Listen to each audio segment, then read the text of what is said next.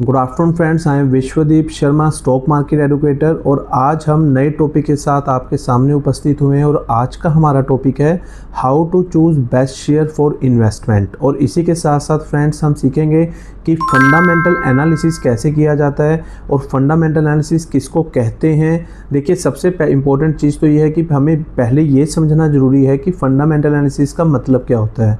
Friends, fundamental analysis वहाँ पे हम यूज़ करते हैं जहाँ पर हमें किसी कंपनी के शेयर को बाई करने से पहले उस कंपनी की स्टडी करनी पड़े।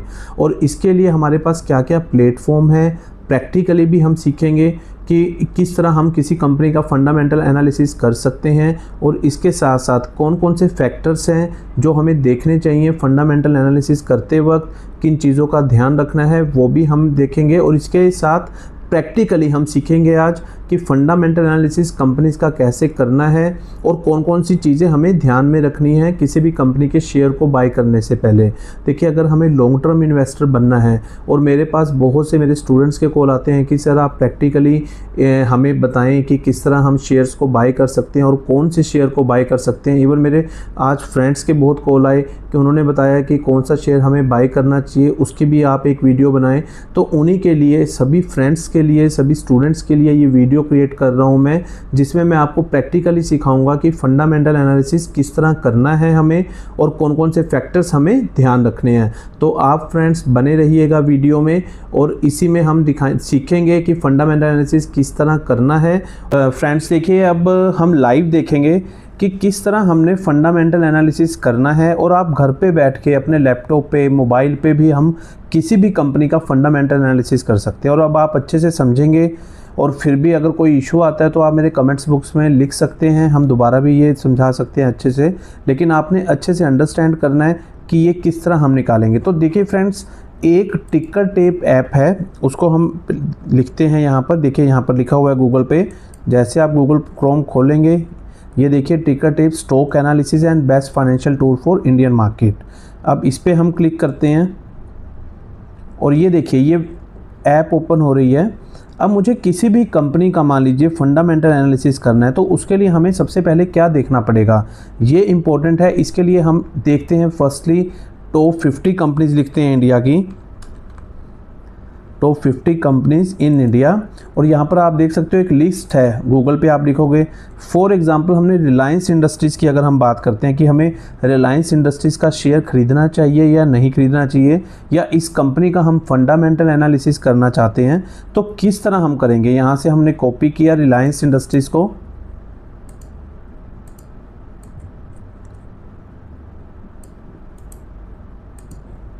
और यहाँ पर देखिए ये search for stocks, mutual funds, companies, ये हमने रिलायंस इंडस्ट्रीज़ यहाँ पे लिखेगी। और यहाँ पर देखिए ये रिलायंस इंडस्ट्रीज़ का पोर्टफोलियो आ गया। अब यहाँ पर ना आप एक चीज़ समझें, अब हमने फाइनेंशियल एनालिसिस करना है और फाइनेंशियल एनालिसिस बहुत इंपॉर्टेंट पार्ट है।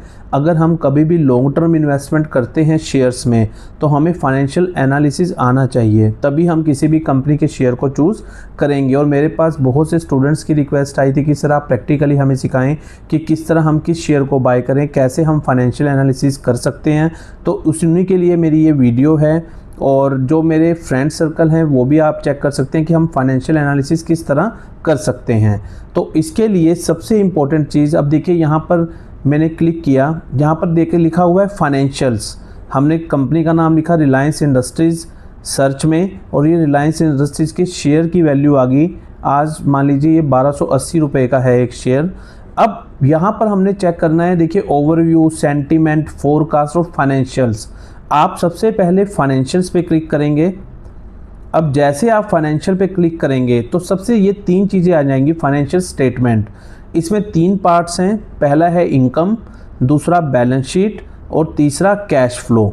तो यहाँ से हम चेक करेंगे कि हमें कैसे चेक करना है फाइनेंशियल एनालिसिस।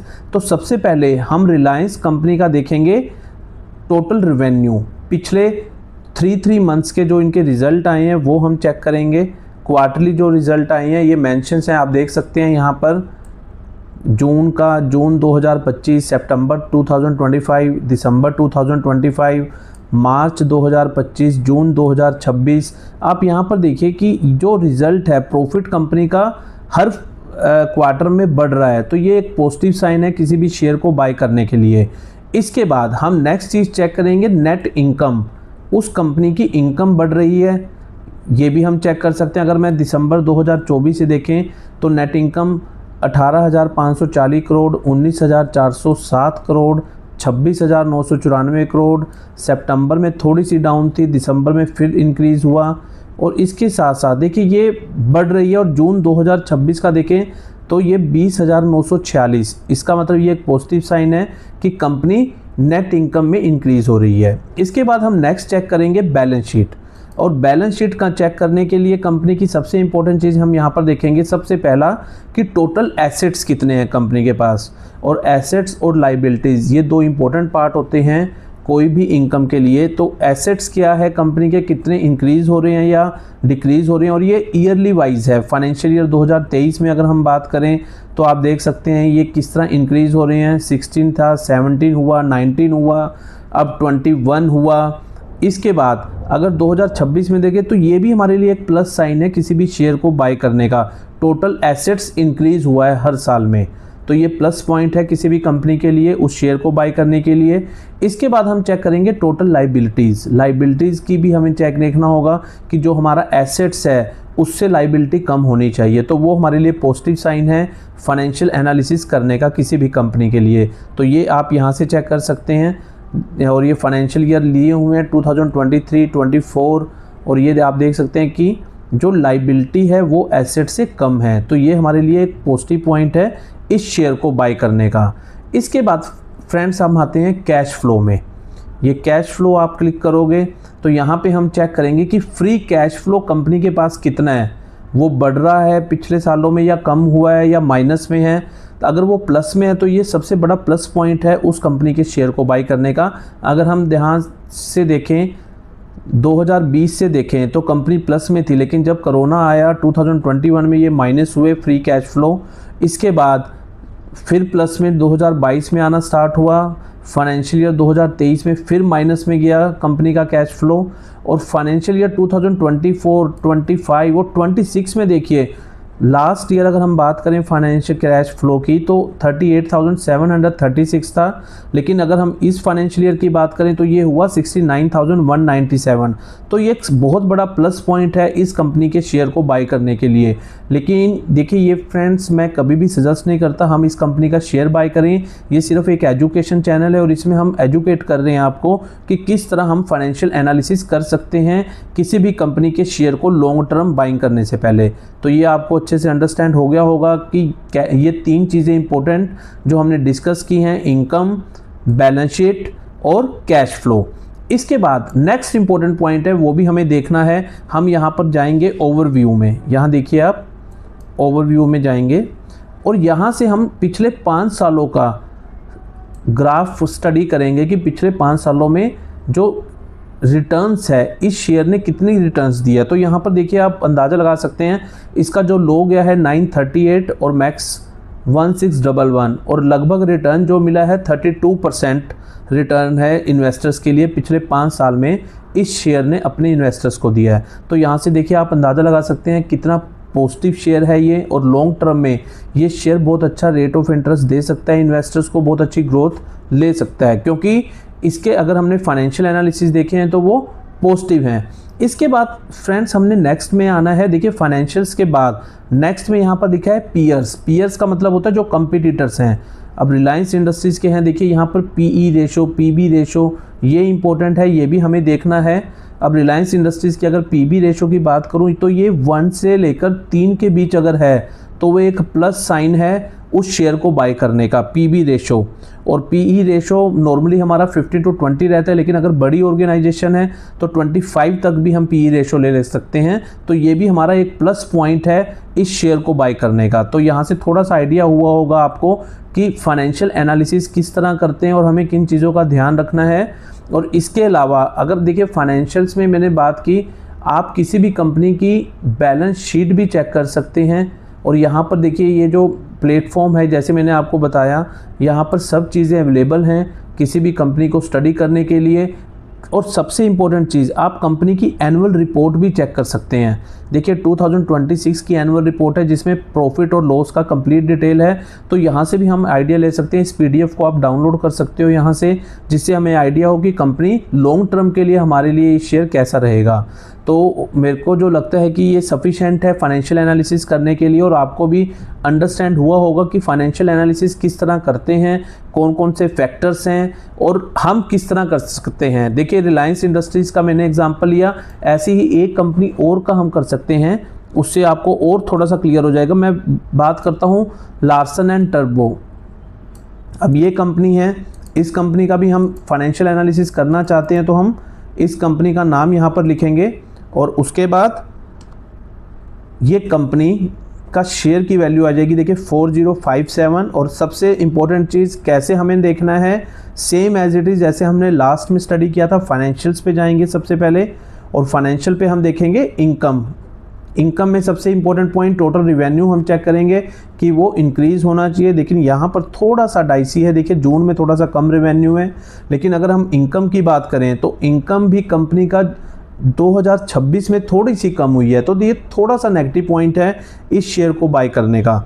इसके अलावा नेक्स्ट में हम अगर बात करते हैं बैलेंस शीट में, तो बैलेंस शीट में हम एसेट्स देखते हैं। एसेट्स हमारे इंक्रीज़ हुए हैं डे बाय डे और लाइबिलिटीज़ भी इंक्रीज़ हुई हैं, बट वो हमारे एसेट से कम है, तो वो हमारा प्लस है। ये हमारी इनकम को जनरेट करता है, तो ये भी एक प्लस पॉइंट है इस शेयर को बाय करने का। अगर मैं कैश फ्लो में जाऊँ तो कैश फ्लो में भी हम चेक कर सकते हैं कि फ्री कैश फ्लो देखिए 52.95, 13,749, 11,931, ये भी प्लस में है, तो ये हमारा पॉजिटिव साइन है। तो ये यहाँ पर हम चूज़ कर सकते हैं कि इस शेयर को भी हम लॉन्ग टर्म के लिए बाय करें। इसके बाद अगर हम बात करते हैं ओवरव्यू की, पिछले 5 सालों में इस शेयर ने अपने इन्वेस्टर्स को कितना रेट ऑफ रिटर्न दिया है, तो यहाँ पर आप देख सकते हैं ये पिछले 5 साल की स्टडी है। 1456 का ये शेयर था जो लो लगाया इसने, और हाई जो लगाया है 4440 का, और रिटर्न्स जो मिली है 148.86, बहुत अच्छी रिटर्न है अगर इस मार्केट की बात करें। तो ये हमारे प्लस पॉइंट हैं, यहाँ से हम किसी भी कंपनी का फाइनेंशियल एनालिसिस कर सकते हैं। और आपको इन चीज़ों से अच्छे से अंडरस्टैंड भी हो रहा होगा, क्योंकि मैं बहुत सिंपल वे में आपको समझा रहा हूँ कि हम किसी भी कंपनी का फाइनेंशियल एनालिसिस कैसे करें।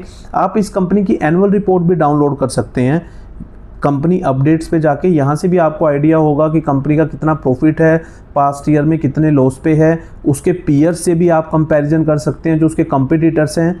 यहाँ पर देखिए पीबी रेशो थोड़ा सा ज़्यादा है, पीई रेशो भी थोड़ा सा ज़्यादा है।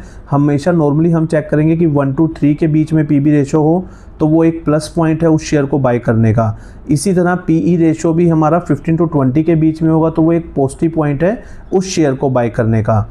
इसके बाद जो हमने ओवरव्यू देखा, ओवरव्यू में हमने 5 साल की रेट ऑफ रिटर्न्स भी देखी। तो ये हमारा किसी भी शेयर को बाय करने का फ्रेंड्स तरीका है और फाइनेंशियल एनालिसिस करने का। और ये सबसे इम्पोर्टेंट क्वेश्चन है, हम नॉर्मली बुक्स में पढ़ते हैं या यूट्यूबर्स जानकारी देते हैं कि फाइनेंशियल एनालिसिस क्या होते हैं, थ्योरेटिकली समझाते हैं, लेकिन मैंने प्रैक्टिकली आपको समझाने की कोशिश की है कि आप जब भी कोई शेयर को बाय करें तो उस कंपनी का फाइनेंशियल एनालिसिस करना सीखें।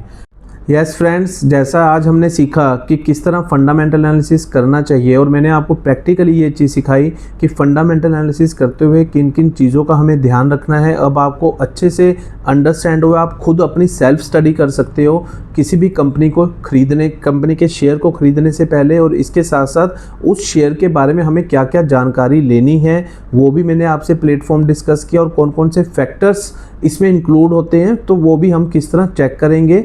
तो जो आपको, मुझे लगता है कि आपको अंडरस्टैंड हुआ होगा कि जो मैंने प्रैक्टिकली आपको चीज़ सिखाई आप उसको एक्सप्लोर भी करेंगे और अदर पर्सन्स को भी ये डिस्कस करेंगे कि किस तरह फंडामेंटल एनालिसिस किया जाता है। अब मेरी लास्ट में यही रिक्वेस्ट है दोस्तों आपसे कि अगर आपने अभी तक हमारा चैनल सब्सक्राइब नहीं किया, सबसे इम्पोर्टेंट चीज़ चैनल सब्सक्राइब करें और इसके साथ साथ लाइक करें चैनल्स को, और जो भी हमारी वीडियोज़ हैं वो लाइक करें और कमेंट्स दें। अगर आपको कोई भी क्लैरिटी चाहिए इसी वीडियो से रिलेटेड या इसी टॉपिक से रिलेटेड, या आप चाहते हैं कि किसी और टॉपिक पे हम वीडियो लेकर आएँ, तो वो आप टॉपिक भी मेंशन कर सकते हैं कमेंट बॉक्स में।